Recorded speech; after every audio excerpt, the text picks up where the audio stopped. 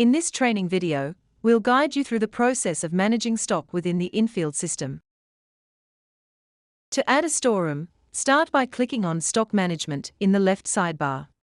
If no storeroom or stock has been added yet, click the Add Storeroom button. To add an additional storeroom, select the Storeroom drop-down and then click on Add Storeroom. A prompt will appear, asking you to enter the name of your storeroom. Once you've entered the name, click the Add button. To add stock to the storeroom, select the green Manage Stock Levels button and select Add Stock. Complete the form by manually entering the date, order number and delivery number into their respective fields. Select the supplier from the drop-down list, review the storeroom is correct, and then select the responsible person from the team member list. From the drop-down list, select the product name. Enter the quantity value and choose the appropriate unit of measurement.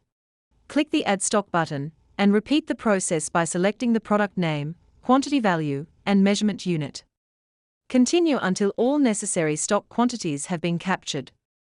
Once all details and quantities are entered, click the Save button. Your newly added stock items will now appear in the list. The Manage Stock Level button provides a Remove Stock option. To remove stock, select this option.